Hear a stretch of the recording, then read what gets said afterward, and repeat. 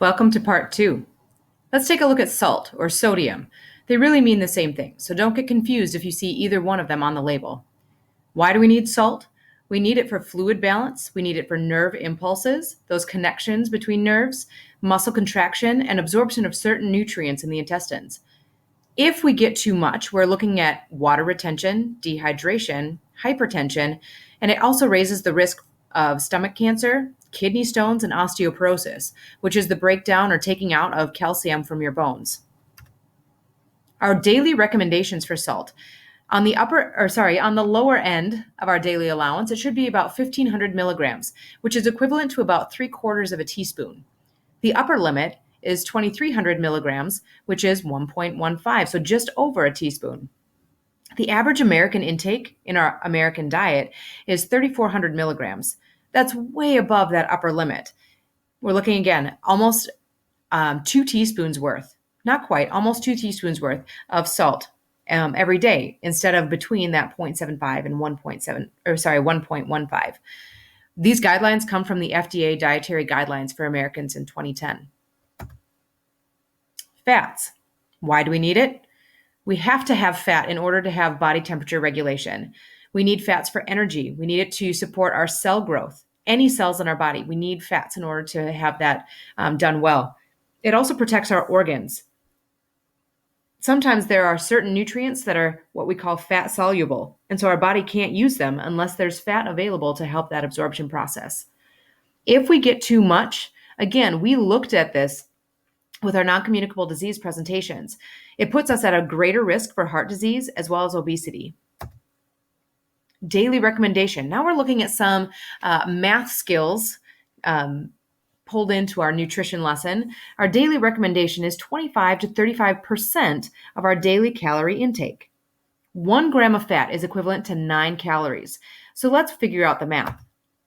If we have a 2,000 calorie diet, 25%, and we're going to use that lower end because it's a nice number to use, but 25% or a quarter of 2,000 calories is 500 calories.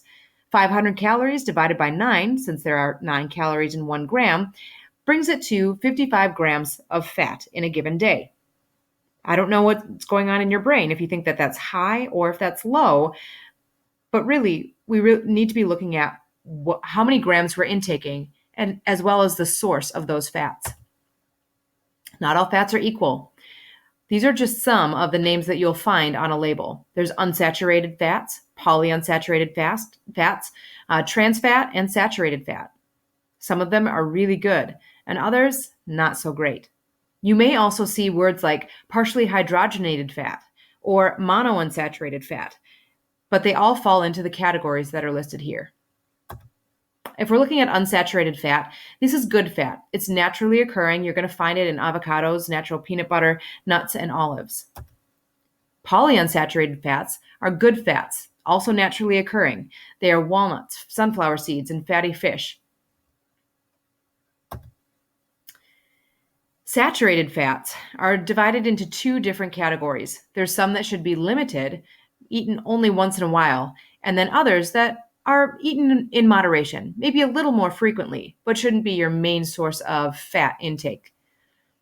These include coconut oil, whole milk, cheese, and red meats. Those saturated fats that should be limited are pizza, fries, hot dogs, and deli meats. Trans fats, these are the bad ones. Trans fat is produced by a chemical process. You're going to see some of this in some of the videos that are in the sections later on. But this is hydrogenated. So it means that the molecules have been distorted in order for the food to be preserved. It has a longer shelf life, which means that grocery stores can keep it on their shelves longer and don't have to worry about the turnover of food. Now, trans fat is something that is going away. Many places don't want it anymore because we know that our body is not able to break this down as it does other fats. You're going to find trans fat in fried foods, boxed mixes, packaged snack foods, commercially baked goods, and anything if you're looking at the label that says partially hydrogenated, this is going to be a trans fat. So again, not all fats are equal. We don't avoid them altogether because again, our body needs them. This was a quick synopsis over our overall nutrition, looking at those 3 good habit killers. We need sugar, we need salt, and we need fat, but we need to make sure that we are taking it in moderation. All the resources listed here are where I got my information. As you continue on through the sections, make sure that you are paying attention to where that source is coming from and see if it does key into the things that I've already discussed here. Have fun, and we'll see you when I return. And happy Thanksgiving.